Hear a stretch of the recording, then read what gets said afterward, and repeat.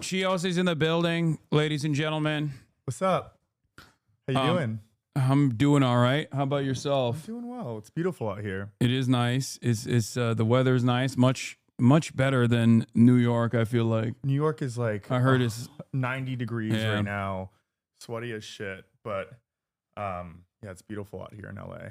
Yeah. First time in the studio. Yeah, the stew. The stew. This is my base of operations. I like the suit jacket. You dressed up for me today. Oh yeah, thank you. No, I yeah, exactly. I'm also wearing my merch as well. The new merch is going to be coming out soon, chat.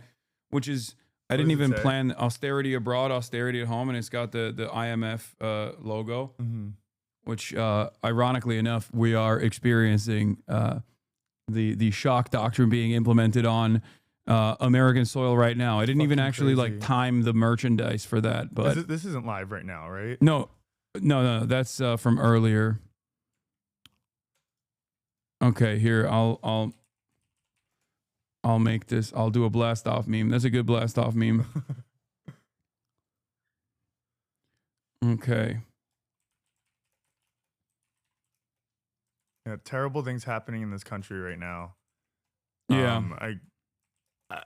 I didn't think they were going to be able to stop it at all. I had a little element of hope within me that the Tea Party would do the right thing. Maybe the Tea Party, just like they did with Obama, but they did not. Yeah, I was in the car going, "Tea Party, save us." Who made that? Did you make that? Someone in the chat made it. Yeah. Tea Party, save us, and then they didn't, and then they towed the line as always. Yeah. Are you familiar with some of the details of this? I know that, I was following Senator Murphy's updates, and I know Bernie has been doing some decent updates too. I know 17 million Americans are going to lose their health care. I know they deeply stripped, clean water and clean energy, out of this bill, and also gave tax incentives to coal companies. I know that I read this statistic that the budget for ICE is like bigger than budgets for many militaries of different countries. $175 billion.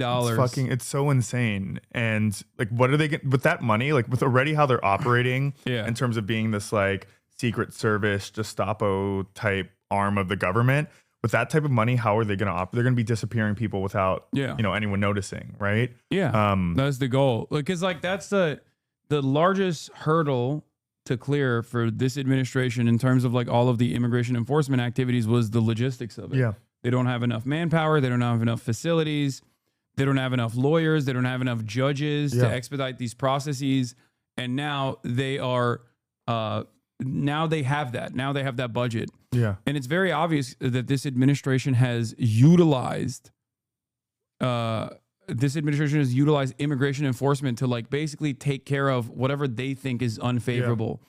Like they use immigration enforcement as a tool to shut people the fuck up about Israel. Right. Like and even as an American citizen, I myself have like seen one much more limited experience of this, like with my detention at the border. But there are far more severe cases, far more consequential cases like Mahmoud Khalil, of course, Mohsen Mahdawi, things that are leading to some limited success in the courts. But this is precisely, this will expand. Yeah. Like this kind of repression is going to only expand from this point on. I mean, even in terms of how ICE has been operating thus far during this year, right? You see them wearing like these bandanas and a lot of like plain clothes now. Yeah. There's going to be an extreme upgrade in terms of how they operate. This will be a full, Secret Service arm of Donald Trump that is going to get away with so much. That's one of the most shocking parts about it, right? It's not obviously like the tax incentives for billionaires is like fucking ridiculous. Millions of Americans losing money, but I think one of the aspects of this that is so dangerous is this is there going to be any checks and balances for what this new ICE is going to look like? Probably not. Is there going to be any oversight that Democrats are going to be able to put in place over Kristi Noem and how this is operated? Maybe a little bit, but we're not going to get any answers into what this money is going to be allocated for, which is really, really scary. And this comes last week. I think the Supreme Court, we saw, sweeping decisions that the Supreme Court made about like denaturalization of, people who became American citizens. That coupled with this is going to set a really dangerous precedents for what's bound to happen in this country. It's scary times. And this is why, Democrats, and I don't know, I haven't been watching the stream today, but have you been covering how Dems have been responding to this? A little bit. I mean, I try to stay away from showing Hakeem Jeffries on stream because like everyone gets too horny. Right. Like they're like, he's too hot. I can't pay attention. He's so dynamic. Is that the response that's the response he gets? No, people are always like, he's too sexy. My panties, I need new ones. Mm-hmm. I've already replaced them 3 times. Mm-hmm. Why is he so sick? Why is he like so cool and so hot in terms of like fighting against the Trump administration? Mm-hmm. That's what they're saying all the time. I'm overcome with desire. Why are they being? Yeah. My constituents have a very similar feeling about Hakeem. They get turned on too when they see him. Is that what it is? And then I can't even say Chuck Schumer. Like everyone starts going crazy. Like they love Chuck. Chuck too. Like, what is going on? It's like they throw their bras on stage. No, Chuck has to go. I'm being sarcastic. Okay. I think you understand that, right? I hope. My autism makes it hard for me to be sarcastic. I'm saying such insane I actually things. really did believe you. I'm sorry, crazy. I did. I didn't know if there was like I know that's insulting, honestly, to the chat. But you want some to drink? We got Dr. Pepper's. Is Dr. Pepper off the BDS list? It's not on the BDS list. Okay. Diet Dr. Pepper. 0 sugar cream Diet soda. Coke is on the BDS the BDS list. Yeah. Just crazy. We need a Tea Party in the Democratic Party for sure. And I think now is like a really, I know that Dems are the minority right now, but in terms of how we communicate what is happening is the most important piece of this puzzle. We really need to win midterms next week. They can't next even year. hear you now. They're horny. They're horny. This is the most horny they've ever been because I'm showing both Chuck and Hakeem. This is the face of dynamism. Okay, this is what a dynamic opposition party looks like. I can't speak to. Chuck has lost a lot of love in New York, like even from like libs and folks in the center, but Hakeem still has like a in the district that he represents, we have some overlap. People love him. A lot of people do like him. I think there is a sizable amount of folks who have their issues, but older black folks in Bed-Stuy and Canarsie love him. Yeah, I'm truly shocked. I'm more so shocked at Nancy Pelosi because Hakeem Jeffries was groomed by Nancy Pelosi to be this person, right? Like he is Nancy Pelosi's hand-selected. He's Nancy Pelosi's like hand-selected speaker, and it is actually surprising because like as much as I despise Nancy Pelosi, like he lacks everything that she had, whether it be whipping power or whether it be like behind closed doors, a deal making. Like, I don't like Nancy Pelosi, but I don't like her because of ideological differences, ideological disagreements. But like, I would never, ball. But I would never say that she is not like a good politician. Like, How do you think she would be navigating this right now, though? I think given her age, she would have a very hard time even doing anything beyond what Hakeem Jeffries is doing. Okay, so how about Nancy? Hypothetically speaking, how about Nancy circa Trump's first term? How would she be navigating this right now? I think that they would have. I think Nancy Pelosi, a younger Nancy Pelosi, would have went on national television, would have brought forward some of the best communicators in the party, on national television and rallied against some of the most damaging aspects of this bill for the month leading up to the bill. Yeah. The entire process of like going from the House of Representatives to the Senate and back to the House of Representatives again would have had as much like opposition messaging that they would try to dominate the conversation to the best of their ability and make as many people recognize as possible that like this bill is devastating. Yeah. Because guys, as much as I criticize the Democratic Party, like this is one of the areas where like the Republicans are definitely worse. Okay. And I think even like a competent Democrat would do more than what this current Democratic Party has done. I think, and then I agree that right now Dems need to completely be in every single airwave describing this bill as the worst thing that this country has ever seen, as it being a tax cut for the rich, as it I loved how Bernie was talking about how, I think he said like 51,000 Americans are projected to die every year because of this bill. Yeah. I think just dominating our airwaves and what we hear about this bill, and doing so, weeks in advance prior to it passing, today should have been the strategy. Your phone is not in the shot. Oh, my bad. They can see it. They can see text and messages. Yeah. It's all good. I'm not getting crazy texts, I don't think. I get texts from Chuck Schumer. Yeah. Stop talking about me. Yeah. I'm sexy. I'm hot. Tell Hasan wasn't being sarcastic. Hasan wasn't. Someone said that? I thought you were serious for a little bit. That's crazy. You've watched enough of my content to know I'm being sarcastic. But it's sometimes I think it's being in the studio, the sarcasm maybe he's getting nudes from Chuck. That's what's going on right now. That's crazy. But yeah, I think they would have been more competent. Like another thing, I think Nancy Pelosi, old Nancy Pelosi, would have done what she did, done something similar to what she had done. Kaya, no, Kaya. Hold on, sorry, she's eating Fiona's food. You're so fat. Get over here. Come here. Place. That's crazy. Didn't you have a different dog before? I had a pit bull back in the day. Yeah. His name was Fish. He passed away many years ago, though. Kaya, place. Okay, good girl.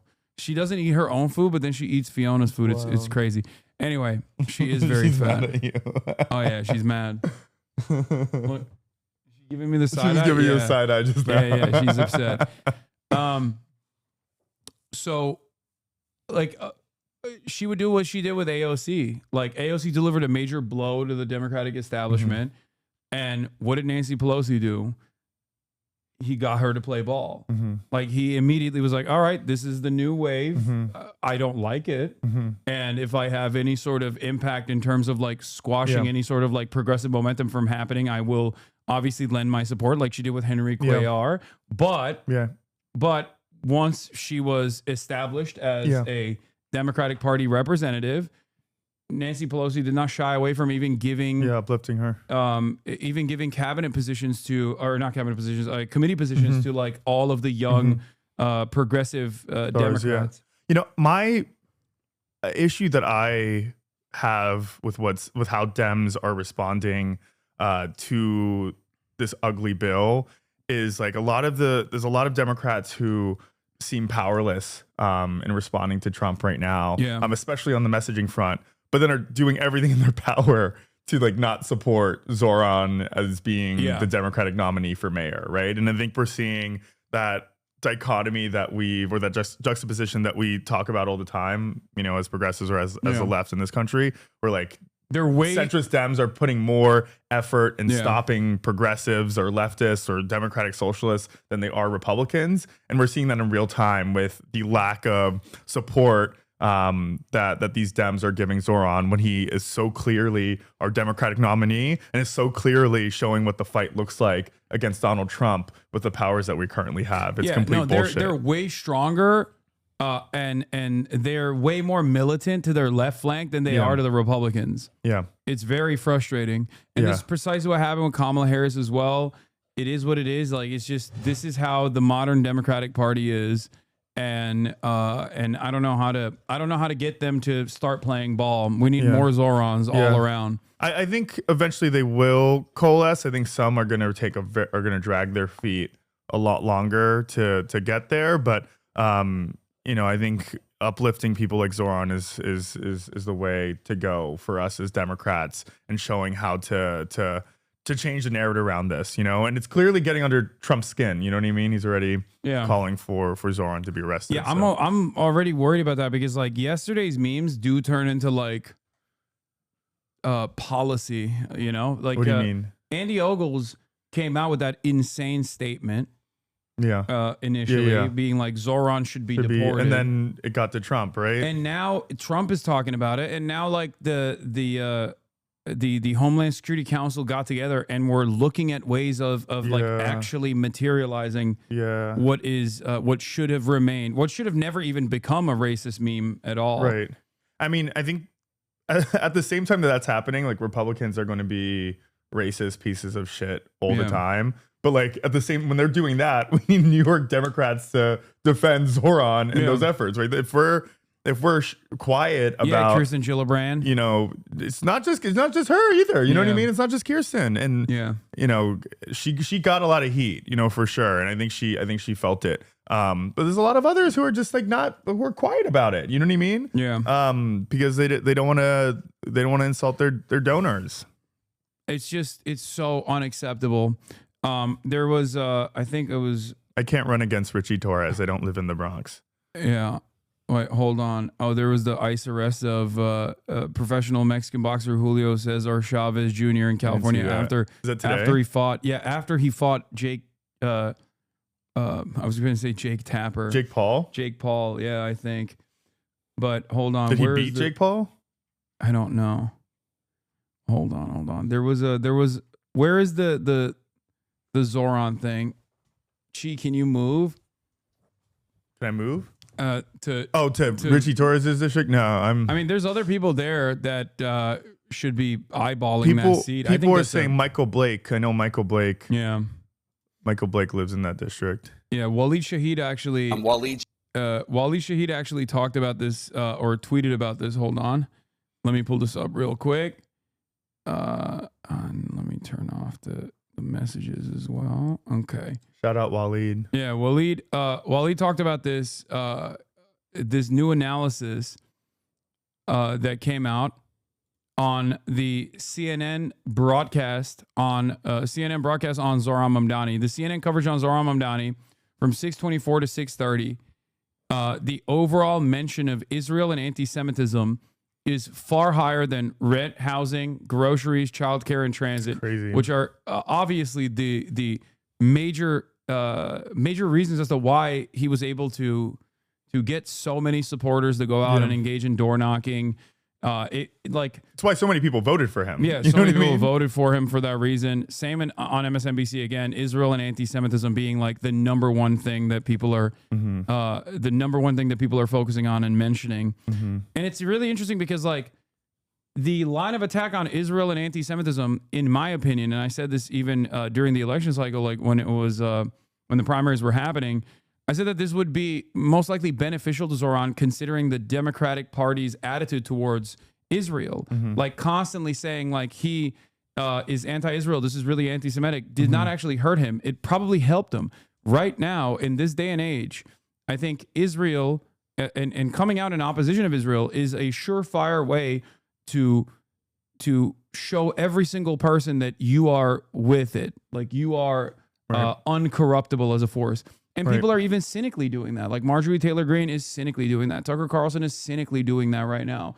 I think, go ahead. No, go on. I think, Zohran didn't make this race for mayor of New York City about Israel, right? That wasn't, I know he holds, very strong, justifiable politics around, Palestine, has been outspoken, everyone knows that, right? But he didn't make that a centerpiece to his campaign, right? He didn't even, when he came out of the gate, that wasn't something he was talking about. When he put out all those videos, when those door knockers knocked on doors, that wasn't a central component to his campaign. I think other people wanted to define his campaign as that. And I think New Yorkers just wanted to fucking hear about who was going to make their city more affordable. Yeah. I said that, after that first debate, when they were asking all the candidates what, country they would go to, and he was like, I'm going to stay in New York. That was the most like leftward version of Donald Trump ever, right? Yeah. He was like, America first, New York first. I'm going to dedicate, my mayoralty to New York City, and people fuck with that, right? When they can't pay their rent, when they can't, afford groceries, they really appreciate that. They don't want to hear about a foreign country, especially when war is looming. You know what I mean? Especially, and the only time they do want to hear about the foreign country is when people say, why are our tax dollars going there instead of staying over here to fix the fucking roads? Yeah. And that is the most popular position. Yeah. So ironically enough, this constant media reformatting effort to try to whip people into shape on this issue is just basically a desperate way to cling on to the old ways of doing things. Because back in the day, if you said someone is anti-Semitic because of their opinions on Israel, that was it. You're done. Okay, no progressive would ever even dare to or even dare to run for something like this. You know what I mean? There was a Ryan Grimm post that I refer back to showcase the ways in which, I mean, it's going to be hard to find it. Maybe Chad can help me. But in 2014, there was a post, I believe by, hold on. You searching for the tweet from 2014? Or? No. He showed like a Facebook, in order to showcase how much things have changed on the issue of Israel. It was considered a third rail when Jessica Ramos posted a Facebook post saying Palestine heart. Smiley, In July 2014, Jessica Ramos posted a simple message on Facebook as Israel invaded Gaza. Palestine heart. All hell broke loose. No, Fiona. Okay, you want to come in as well? Sure. Okay. Come on. Crazy. This is a real doghouse over here. All hell broke loose. This was the local coverage of the scandal. Dem official expresses sympathy with Gaza. Yeah, I saw this. Yeah. That is how dramatically different the media environment was back then. Yeah. And look at it now, where it's there's a massive swing in the opposite direction. Yeah. As a direct consequence of how much violence people have seen. Right. I mean, I think that a lot of people knew that over the last year, especially in this year's New York City mayoral race, that a lot of Democrats were shifting their views on Israel, on Palestine. But even with a lot of the ads that were being spent against Zohran, they weren't speaking about Israel or anti-Semitism, right? They were saying he wanted to defund the police, raise people's taxes. It's never necessarily always about. Well, I think that's what Andrew Cuomo fucked up on, because I think he genuinely thought that this would be these people. I think believe their own lies is what I mean. They truly think this will put an end to anyone's campaign. If you just imply someone is anti-Semitic because of their anti-Israel positions, then it's over. Yeah, you know what I mean. Then it's done. You're cooked. Because why else would Andrew Cuomo spend so much time talking about this? Yeah. Ironically enough, you know who knows that Israel is not exactly the most popular thing to care about, nor is cynically claiming people are anti-Semitic? AIPAC. When AIPAC went after even Jamal Bowman and certainly with Cori Bush, when they dumped millions, tens of millions of dollars into those primary races, they never once actually mentioned Israel. They only talked about how little these guys were playing ball with the Democratic Party, knowing that the Democratic primary, voters would care about that more than anything else. Yeah. So even they understood that reality, and yet for some weird reason, Andrew Cuomo and the like did not, and it actually ended up harming his chances of winning. Do you think any of the, and maybe it's too early to tell, but do you think any of the squad members or squad adjacent folks are under threat next year? The squad members? Yeah. No. No. I don't think so. You think Elon is She's good over there. They have literally come after her every single year as viciously as they possibly. I think so, right? Every single year they do this. I just get a little worried. Someone in the chat said, "Why did you threaten a YouTuber with a gun?" Dog, that YouTuber literally said, "I should be hanged," and I said, "What? Good luck." When did this happen? And I just showed this. I said, "Good luck with that." Why did you threaten a YouTuber with a gun? That YouTuber literally said, "Me and Zohran Mamdani should be hanged." Who was this guy? Some random fucking crypto dickhead. And then they got subsequently banned immediately too. That's a toy gun. Yeah, it's also not a real gun. Right. Don't worry. What do Dems do now after this big ugly budget? Going back to the big ugly budget, I don't think the Democrats are going to do anything. I think that they are going to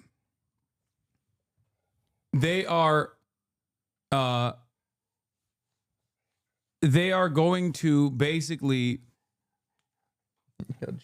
do everything in their power to sit idly by the side and hope that people will recognize that the Republicans are cruel on their own, and maybe they'll get a marginal victory. Yeah, that's not enough.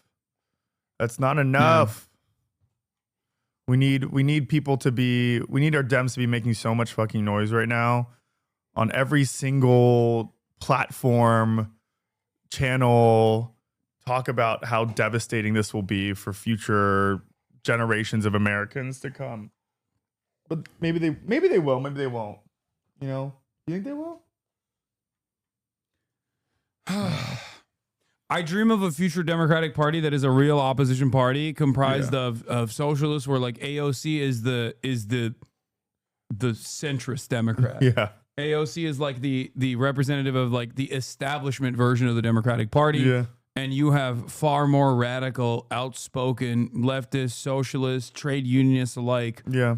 That are consistently fighting for bettering work conditions, expanding the social safety nets that exist rather than allowing it to fall apart. Yeah. But I don't know. I don't know if that's ever going to happen. Who knows? Yeah. It's just, it doesn't seem like it at all. I mean, but if people say that, right? And then like, look who we just elected as mayor of New York, right? Like if there has to be an appetite for that, at least a little appetite for that. And like, I think over these next couple of years when Zohran is our mayor and we see how he operates, leading the biggest city in this country, maybe that could yield to more people wanting to see leadership like that in federal positions. But maybe that's the optimist in me. But I don't. But the problem is, I don't think they want to win, because if they did, you don't think who wants to win? I don't think the Democrats want to win. Yeah, that's the problem. Like, because if they did, they would at least be like doing things differently right now. If they did, they would be jumping on the Zohran bandwagon. I think I disagree with you. I agree and disagree with you. I think some Democrats, maybe the majority of Democrats, don't want to win because they can't accept the views from someone like a Zohran because of whomever got them elected, right? But I think there's a large portion within our party that is filled with people who are excited about a Zohran, who are still excited about an AOC, who will take this opportunity as a chance to run for office themselves and be able to beat the big money that is keeping in power the Dems that don't want to win. I'll say this. I think the Democrats want to win, but they want to win on their own terms. And I think this past election cycle basically proved that point once again, where there is this 75-25 issue with Israel, and Kamala Harris did not separate herself from Joe Biden in any meaningful capacity. Yeah. And Kamala Harris did not try to chart a new path, knowing full well that this new path would most likely help her out. Yeah. Like, I think when Democrats say, "Oh, we're fearful of speaking out against Israel because like our constituents are going to get mad," I don't think that was the case. I think that they wanted to try and win in the ways that they want to by like implementing the Chuck Schumer method of winning over voters in the, white collar voters in the suburbs and losing out the blue collar voters in the process. Like that is how they wanted to win. And that was a failure. And now they're like, how do we get people back on board with our version of the Democratic Party, rather than do we listen to the masses? Do we listen to the voters? And change our message and change our platform in its entirety. We might have to force them to change then, right? Yeah, exactly. I think we don't need to wait on their terms to create the change that we want to see in this country. I think we're seeing a lot of, and this is what we were seeing in New York, and I keep on bringing it back to our mayoral race. Like, that wasn't just like far left people who were voting for Zohran, right? This was like Park Slope moms, folks across the city, that don't traditionally vote for a Democratic Socialist, candidate for anything, who are pissed at Trump, who are pissed at the response that traditional Democrats are giving to Trump.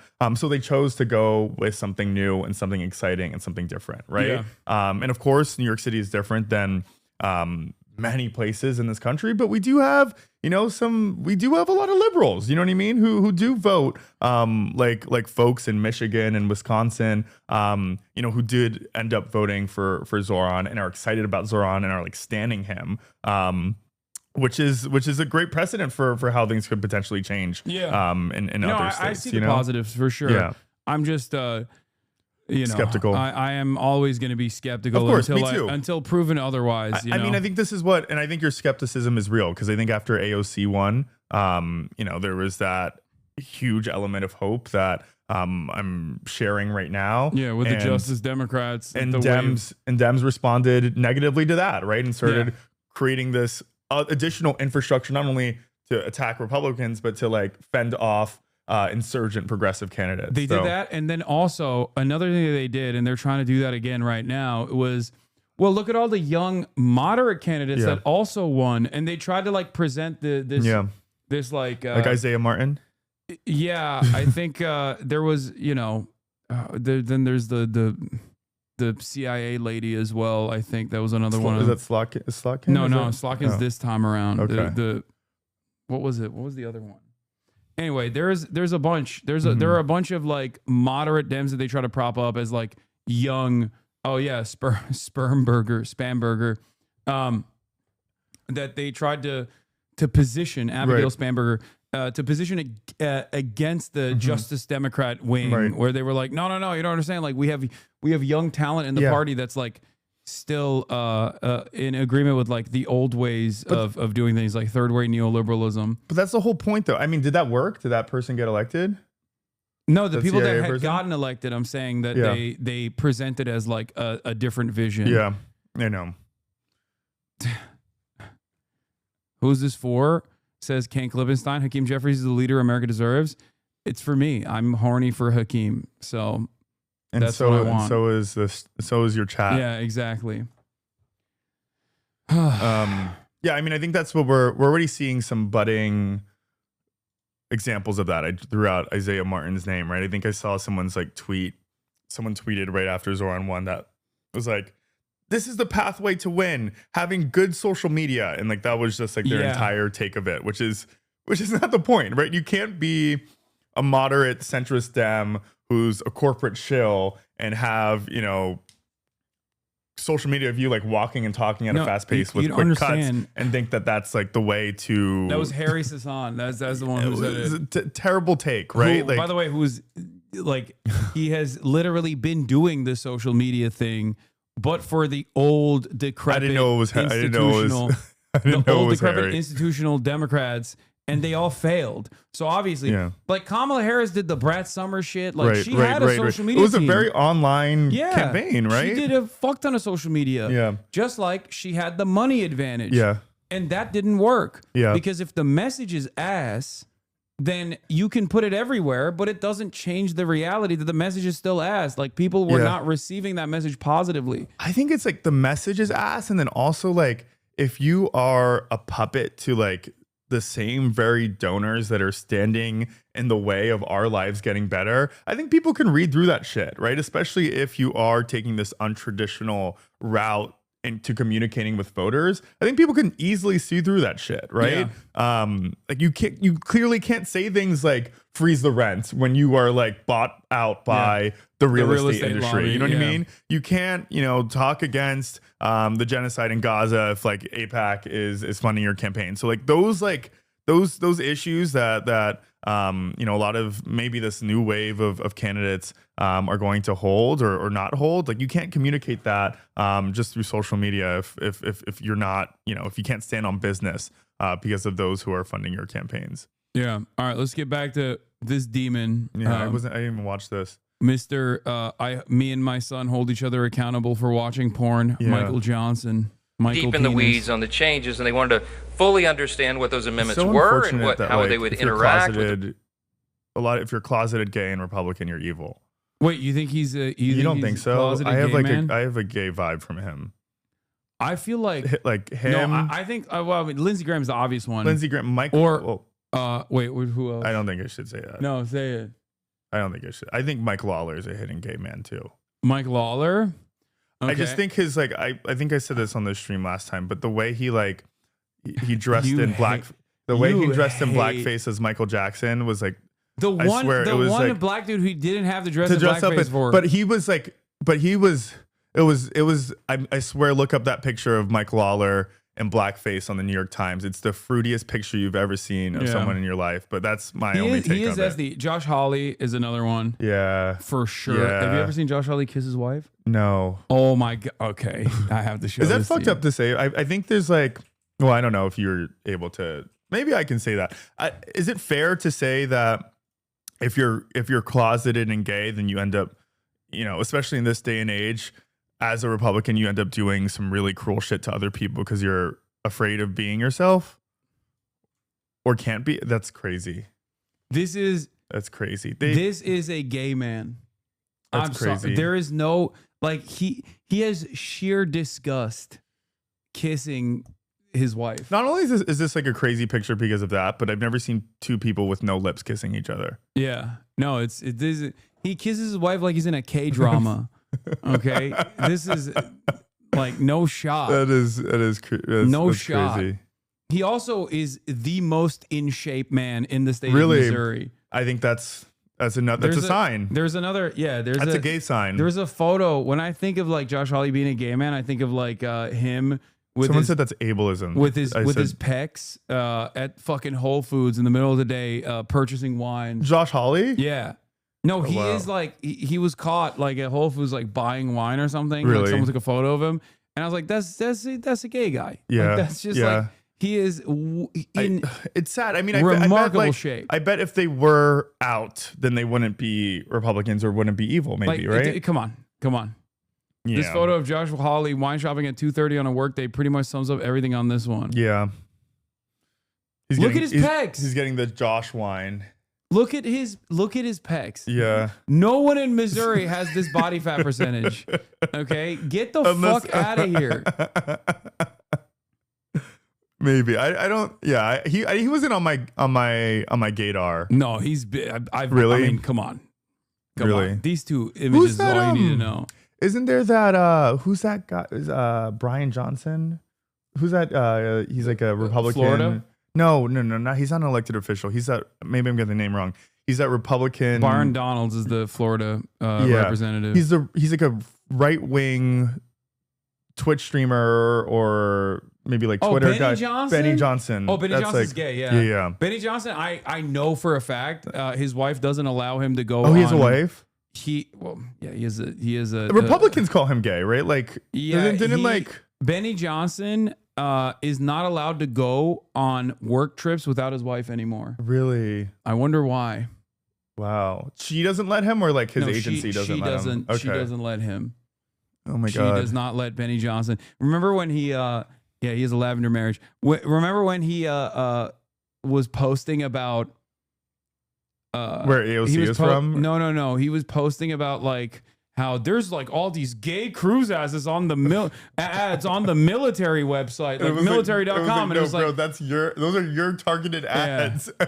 Yeah. What is this? He was doing the onion meme of like, why are all these gay guys sucking my dick everywhere I go?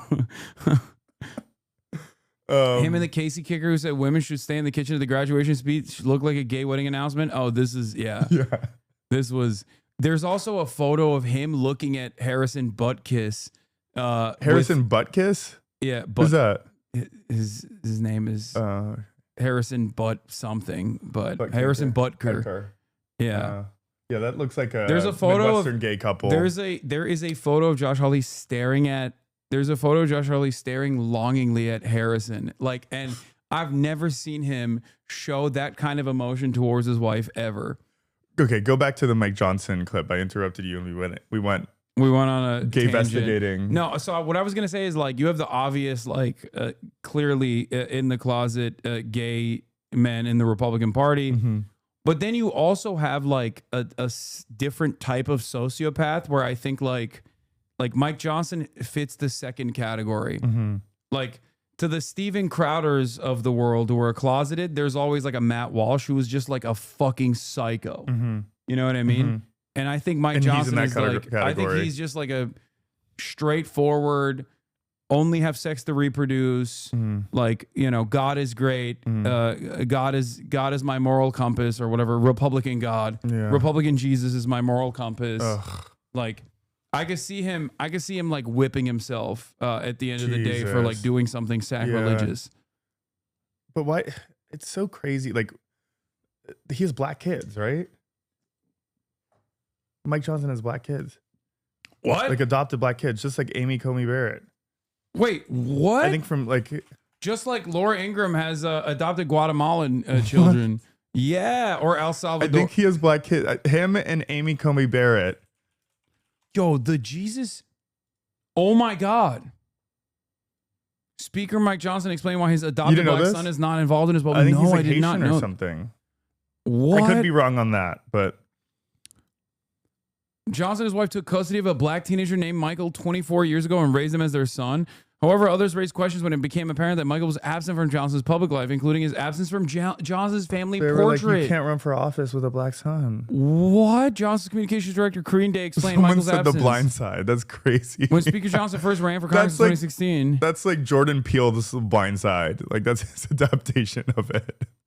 At the time of the Speaker's election to Congress, Michael was an adult with a family of his own. He asked not to be involved in their new public life. The Speaker has respected that sentiment throughout his career and maintains a close relationship with Michael to this day. You didn't know this? This is like the first thing I learned about him when he became Speaker. Bro. Yeah. What the While testifying against reparations for slavery in front of the House committee, Johnson said that he understood. Scroll down a little bit. Maybe he spoke about it. Discrimination because of his experiences with Michael. While testifying against reparations for slavery. Yeah, this is Jordan Peele's remake of The Blind Side, Mike Johnson and Michael.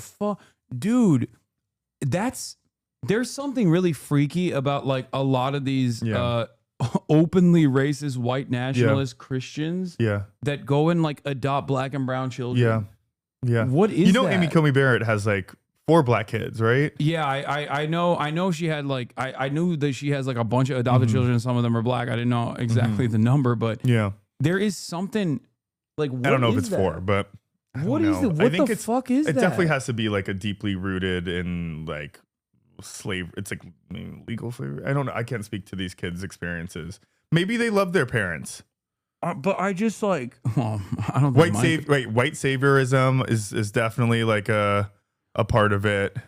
I just don't understand how they like become so overtly racist or were overtly racist, and then they did that. I don't get it. I don't understand. Yeah, I don't know. Maybe like they gave him like a get out of racist free card. Like I can't be racist. I have a black son. That's too much investment for just like one talking. And they don't care that they don't care that they're called racist either, right? They're still called racist. I don't think they give a shit. They're like, hell yeah, I'm racist. Maybe they were once. I don't know. You think that maybe they were once good people and then became racist as they progressed? No. OG racist from the get go. I mean, he is from Louisiana. Yeah. There's no faking that.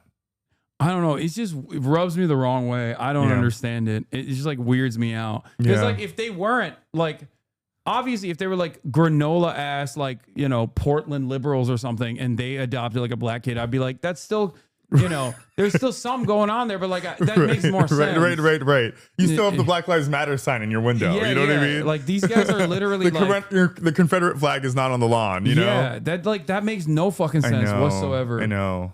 He was 25 when he adopted his black teenager son. I mean, still. Yeah. Wait, Mike Johnson was 25? Mike Johnson was 25. His son was 14 when they adopted him. What? Which, you know, makes it even wilder, I think. This is the Butker picture. Oh, no, this is not even the one I was thinking of. Wow, there's many pictures of them. There are more. Wait, who is Butker? He's a football player? He's the kicker for, I guess... What was it? The Kansas City butt kicker, right? And he's like, he became famous in the dipping his toe into politics or something. Well, no, he became famous because he was like women. He delivered a speech. I forget where, but he was like saying how, you know, all you ladies that are graduating from college today, like you should be good wives to your husbands. Oh my god! Like it was.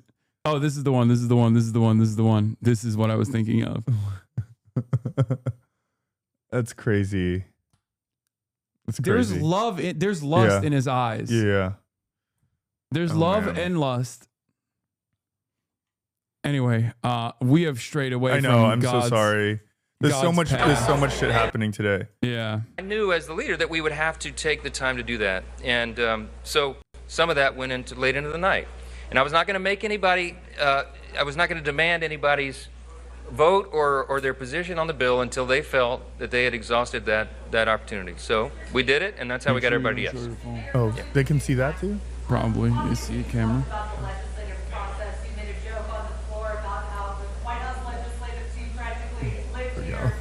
I'm just making sure you don't leak anything.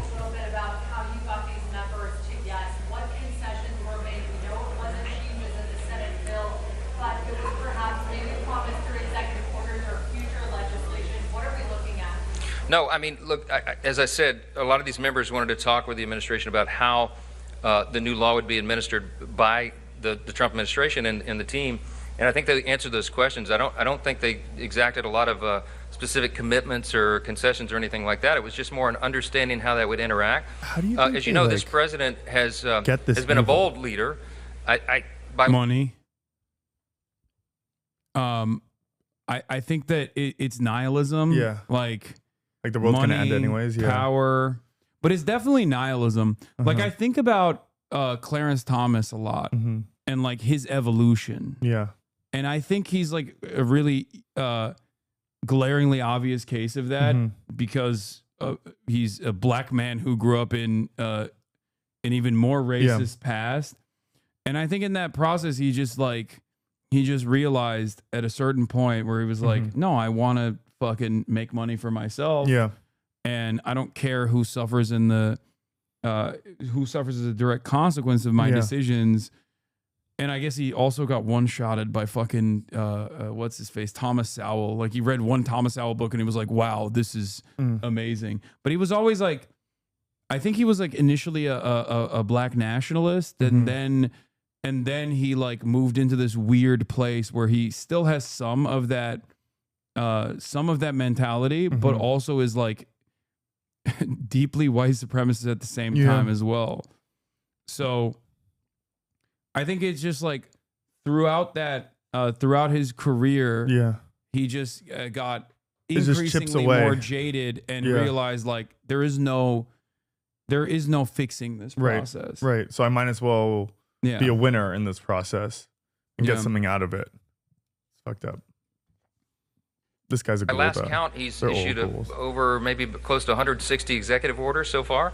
We're trying to codify as many of those as possible. So a lot of the discussions were about what executive orders will be forthcoming as it relates to the new legislation, and how can we be involved as a House to codify that and do all that in a coordinated fashion. Mike Johnson, the beauty of unified government around Louisiana is that he used to frequent a gay bar in Shreveport called Central Station. They're gay-vestigating Mike Johnson. Damn. You got shooters out there, huh? That's cool. I mean, that you know what? Yeah, he does give off Rick Perry vibes a little bit. Yeah. Who is another person that I think is gay. Is on that list. Yeah. Yeah. It's sad. Just be a queen. Just be a queen. Don't be evil. It's so easy. I can see that. Yeah, dude, he's on Grindr. It is known. Do you believe that? I don't know about that, but no, but there is that element of like I guess like the element of repression that he is like open about. Because like he's the type of guy who says like he has openly revealed that him and his son have a porn app that they both use to keep each other accountable to not watch porn. And I feel like if you have this like if you're open about something like this, that means like you're looking at some stuff that you consider as like gross. Yeah. You know what I mean? You consider as like indecent. Yeah. And maybe it's gay stuff. Yeah. Who knows? Yeah. Ironically enough, did they ban porn yet? I mean, they're working on it. I think the Supreme Court did that. You have to show your age. They're working on it. Every state is like going through that process right now. That's next. Yeah. Then we'll see some change in this country. The streets will be filled with people. I don't think so. I don't think these guys are. I don't think anything's gonna move Americans. Really? Yeah. Exactly how it can work and how it's supposed to work is that you have an interaction between the executive and the legislative branches, because that's what's best for the people, and that coordination is going to yield great results for the folks. So that was part of the discussion yesterday. Last question. Speaker, thank you. To follow up on that, some of the holdout members have told us that they understand the president will consider more tariffs on solar and wind as part of the deal, and also that there were assurances about a big issue for your conference, undocumented immigrants and that. Can you help us understand what that might look like? Boomers better start voting. I literally don't know anything about that. I mean, I wasn't privy to the conversation. So I would tell you there's lots of rumor and conjecture and innuendo that floats around, especially when you got so many people wandering around the building. Congressman that sold stock before the vote. Yeah. He sold a Medicaid processor. Stock, right? Yeah. Like a Medicaid marketplace manager stock. That's illegal, right? That's illegal? Nothing is illegal. Yeah, that's true. What is the SEC going to do? The SEC has become even more toothless under the Trump reign.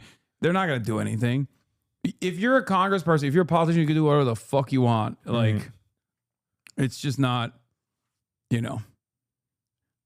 I don't even think that people will hold them accountable. Most people just won't even. Yeah. Most people won't even pay attention to that kind of stuff at this point. I don't know if have you gamed this out on. I don't know if you've done this on the stream, but you know, I know that Trump is seizing power everywhere, right? Mm-hmm. We believe that he's going to attempt to do some type of third term type shit, right? Oh yeah. What are you doing in that situation? I don't know. You getting out of here? I'm just gonna go. I'm just gonna take it one step at a time. I don't think I'll be getting out of here necessarily. Yeah. Although people do keep telling me to get the fuck out early, but I feel like I'm too stubborn. Yeah. To jump ship. You would fight for your country back? I think so. You think so? I mean, yeah, I think who knows? Who knows what happens? We'll see. Yeah. But yeah, I don't think that I don't think that there I think it's very likely that there might not be another general election, at least in the time frame that it's supposed to happen. It's crazy. Especially with this new, I mean, like, are we at risk with this new fucking ICE? This ICE with all this money? Like, are we targets on their list? Oh, for sure. But I know that, like, as someone who has like some semblance, like a lot of financial security, as someone with a big platform, and as someone who is a natural born U.S. citizen, I'm like last on the pile. Totally. Like there are a bunch of other people that the Trump administration will go through before they arrive at people like myself, I think. Yeah. Which is, you know, I'm trying to stop it to the best of my ability with the limited, the limited capacity that I have as an American citizen with a platform. But before they get to someone like myself, I think they would most likely go after like first citizens that have been naturalized in the last like 5 to 10 years, and then then they will move on to, this is what like the denaturalization process will look like by my estimations. Like they'll go after criminals and then decide what is a criminal and what is not, try to erode due process to the best of their ability. Oops, some people got arrested. How else are you going to deport 20 million people? We have to, we can't do due process any longer. Don't be ridiculous. And then eventually they'll move on to like natural born US citizens, but it's like last on the line, I think. But we'll see. I mean, they sometimes do have a tendency to jump over more permissible targets, more vulnerable targets, like they did with Mahmoud Khalil. Like Mahmoud Khalil, as a green card holder with an American wife and a child on the way, was not the best target to go after. Right. But isn't there power somewhere within our judicial system that shows that, you know, Mahmoud Khalil, as much as he had you know, a newborn child on the way, like if they really wanted to make a point with him, then they really tried to, right? The fact that he was freed is a chink in their armor in one way, shape, or form, is it not? Yeah, I still at this point, but look at what the Supreme Court is doing. You know what I mean? Like they're very clearly playing ball with the administration in ways that you wouldn't even expect. So who knows where that goes? Like I think, I mean, they already gutted the power that the lower courts have in terms of doing nationwide injunctions.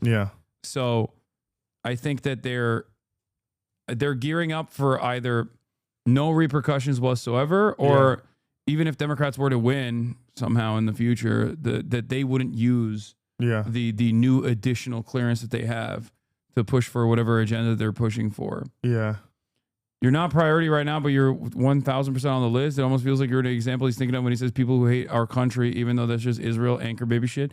Maybe. I mean, I know I'm on some list for sure, but you know, I'm not. That's not going to stop me.